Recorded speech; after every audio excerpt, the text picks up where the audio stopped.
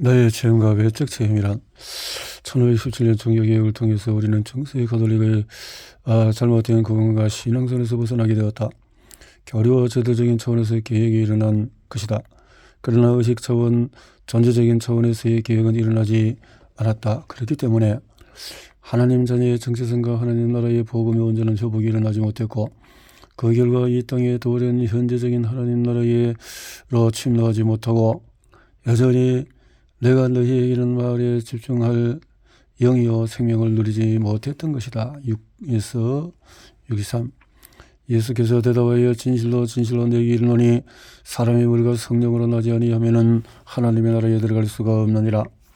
누가복음 17장 20에서 21절에 바리새인들이 하나님의 나라가 어느 때에 임하니 그 묻건을 예수께서 대답하여 이르시되 하나님 나라는 볼 수 있게 임하는 것이 아니요 또 여기 있다 저기 있다고도 못하리니 하나님의 나라는 너희 안에 있느니라. 적은 무리여 무서워 말라. 너희 아버지께서 그 나라를 너희에게 주시기를 기뻐하시느니라. 왜 우리는 지난 수백 년간 이 구절들을 나름대로 해석해서 하나님 나라를 죽고 난 다음에 가는 곳이라고 믿어온 것일까? 예수님께서는 현재적인 하나님 나라로 우리를 초대하시는데 왜 우리는 그분이 말씀하신 하나님 나라를 경험하지 못하는 것일까? 그 이유는 외적인 체험만을 지나치게 강조해왔기 때문이다. 말씀을 들을 때 자신도 모르게 눈물이 나거나 엄청난 평강과 희열을 느끼고 온몸이 진동하는 것을 경험해 보았을 것이다. 이러한 경험은 우리 안에 계신 신성, 우리의 강력하고 딱딱한 마음을 무너뜨리고 나타났기 때문이다. 흔히들 내적 경험을 영적인 체험이라고 말한다. 그러나 영적 체험이라는 말을 분명히 이해해야 한다. 거짓 자아의 깨달음으로 만들어진 체험은 기독교의 영적인 체험이 아니다. 진정한 영적인 체험은 자신을 포기할 때 내 안에 계신 하나님의 본질이 거짓 자아를 뚫고 나타남을 체험하는 것이다. 그것이 성령의 자연스러운 계시의 흐름이라고 볼 수 있다. 그럴 때 내가 이해하고 증명하거나 확인하지 않아도 그렇다는 것이 믿어지고 알게 되는 것이다. 그러나 외적인 체험은 다르다. 하나님의 말씀을 내가 주체가 되어서 믿음으로 받아들이고 그것에 내 생각과 감정을 지식함으로 경험하는 변화다. 말씀으로 스스로 자신의 마음을 새롭게 하려고 애씀으로 얻어내는 체험이다. 그러나 분명한 사실은 그 주체는 거짓 자이며 자신을 의지적으로 저소복종시키는 만큼만 이룰 수 있다는 것이다. 그러한 애씀은 대부분 노력하지 않거나 외부 환경에 의해 방해를 받으면 언제든지 다시 이전으로 돌아가게 된다. 이런 신앙 패턴이나 그에 따른 훈련은 과거의 수많은 책들을 통해서도 알 수가 있다. 그렇다면 교리와 믿음 체계가 잘못되었다는 말인가? 결코 그렇지 않다. 교리와 믿음 체계를 지키는 외적인 체험은 우리가 하나님과 하나 되어서 그 생명을 경험하는 내적인 체험과 하나가 될 때 비로소 온전해진다. 성경이 계시하는 보이지 않는 하나님을 알기 위해서 외적 체험인 교리와 믿음 체계가 중요하고 필요하지만 결국 성령님을 통하여 하나님의 생명 안에 거하기를 체험하는 내적 체험으로까지 이어지지 못하냐면 반쪽짜리 신앙밖에 안 되는 것이다. 외적인 체험과 내적 체험을 비유로 설명해 본다면 95MHz의 라디오 방송을 들을 때 먼저 동조 코일을 움직이는 다이얼을 돌려서 맞춰간다. 그 주파수에 맞추기 전까지는 이상한 잡음이 들리지만 정확하게 그 주파수와 동조시킬 때 아주 또렷한 목소리로 성설되는 것을 들을 수 있다. 이것이 바로 외적 체험과 내적 체험의 관계이다. 외적 체험은 라디오를 가진 내가 하는 것이지만 내적 체험은 방송에서 내보내는 것이다. 다이얼을 돌리는 외적 체험 없이는 방송에서 오는 전파를 듣는 올바른 내적인 체험을 할 수가 없다. 그러나 내적 체험이 없는 외적 체험이란 라디오의 이상한 잡음처럼 만족이나 기쁨이 없고 늘 공허함을 주기 때문에 또렷한 소리를 얻기 위해서 끊임없이 다이얼을 돌릴 수밖에 없다.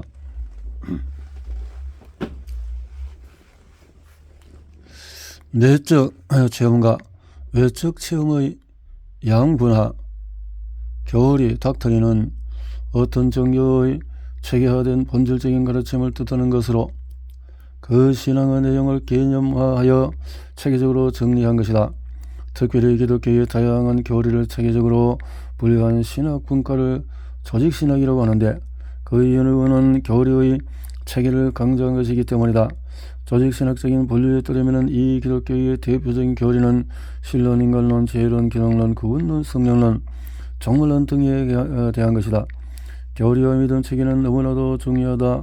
왜냐하면 그 종교의 믿음의 근거를 제공할 뿐만 아니라 이단으로부터 보호하고 선택과 판단의 기준을 알리게 하고 삶의 목표와 방향을 설정할 수 있게 하고 하나님과의 올바른 관계를 가질 수 있게 하기 때문이다. 그런데 기독교에서는 언제부터인지 내적 체험과 외적 체험이 양분화되어 있다. 한쪽에서는 자칫 주관적일 수 있는 내적 체험이 중요한 것이 아니라 객관적이고 절대적인 교리와 믿음 체계가 중요하다고 주장하고, 다른 쪽에서는 진정한 내적 체험이 중요하지 교리와 믿음 체계가 중요한 것이 아니다라고 주장한다. 오늘날 대부분의 개신교가 교리와 믿음 체계를 열심히 받아들이고 그렇게 살도록 촉구하지만 그에 따른 내적 체험을 중요하게 여기지 않는 경향이 있다는 것은 매우 안타까운 사실이다. 그러한 이유는 내적 체험은 주관적이고 증명할 수 없으며 많은 경우에 혼돈을 불러일으킨다고 생각하기 때문이다.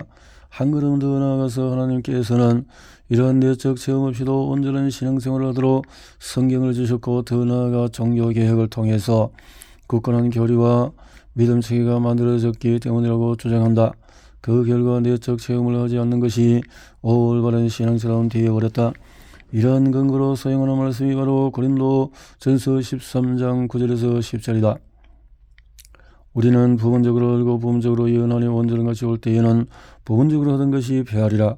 이 구절에서 온전한 것이 올 때는 397년 그렇다고 공의에서 정경화 작업이 마무리되어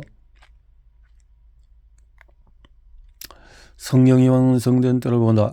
따라서 완전무한 하나님의 계신 성경이 완성되었기 때문에 더 이상 내적인 체험이 필요하지 않다는 것이다.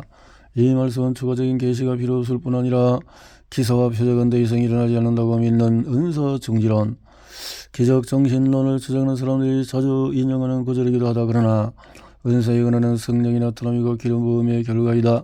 하나님과의 생명적인 관계를 통하여 그분이 우리를 통해서 나타나시는 것이다. 그것이 없으면 예수님께서 왜 이 땅에 오셨는가? 복음이 왜 필요한가? 각 사람에게 성령을 나타내시면 유익하게 하려 하심이라. 고린도전서 12장. 분명한 사실은 교리와 믿음 체계는 영이요 생명의 말씀을 가리키는 손가락이지 그 손가락이 가리키는 영이요 생명의 말씀인 그 자체가 아니라는 점이다. 교리와 믿음 체계가 필요한 이유는 이단으로부터 정통 기독교 신앙을 지킨 것 외에도 올바른 내적 체험을 하기 위한 것이다. 이러한 내적 체험이 가능한 것은 우리가 거듭났을 때 우리 안에 신성과 원복이 회복되었으며 우리 안에 계시는 성령님께서 예수 그리스도의 가르침을 일깨워주기 때문이다. 그럴 때 우리는 체험적으로 또는 관계적으로 안다는 표현을 사용한다. 교리는 우리가 이루거나 추구해야 할 목적이 아니라 우리 안에 계신 하나님의 생명으로 인해서 우리를 통해 맺혀지는 열매를 위한 수단이 되어야 한다. 진리의 성령. 진리를 알지니 진리가 너희를 자유롭게 하리라. 내가 아직 너희와 함께 있어서 이 말을 너희에게 하였거니와. 외적 체험과 내적 체험의 관계는 요한복음 6장 63절에 내가 너희에게 이런 말은 영이요 생명이라는 말씀으로 설명될 수 있다. 교리는 이런 말의 개념화 및 체계화한 것이다. 반면에 영과 생명은 하나님과의 생명적인 관계를 통하여 나타나는 의를 의미한다. 따라서 어느 하나만으로 온전한 신앙생활을 할 수가 없다. 교리는 우리로 하여금 하나님에 대한 지식을 가지게 한다. 그러나 내적 체험은 하나님과의 생명적인 관계를 통해서 하나님의 지식이 능력이 되어서 삶 가운데 풀어지도록 한다.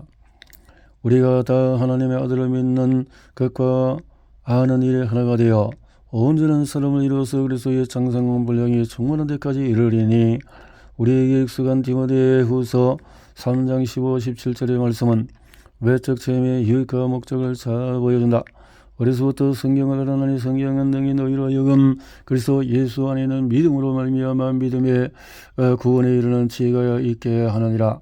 모든 성경은 하나님의 감동으로 된 것으로 교훈과 책망과 바르게 함과 의로 교육하기에 유익하니 이는 하나님의 사랑으로 온전하게 하며 모든 선한 일을 행할 능력을 갖추게 하려 함이라. 먼저 구원에 이르는 지혜가 있게 하는 것이 나의 믿음인가 아니면 예수 그리스도 안에 있는 믿음인가? 이 구절은 분명히 후자라고 말씀한다. 예수 그리스도 안에 있는 믿음을 가질 때 우리 안에 있는 신성의 깨어남으로 인하여 믿어지는 것이지 내가 믿으려고 쓰는 것이 아니다. 성경의 말씀으로 세워진 교리와 믿음 체계가 가지는 네 가지 유익은 교훈과 청만과 바르게 함과 의로 교육합니다. 그러나 이것은 단지 우리의 생각과 행동을 바꾸기 위한 것이 아니라고 17절은 분명히 말하고 있다.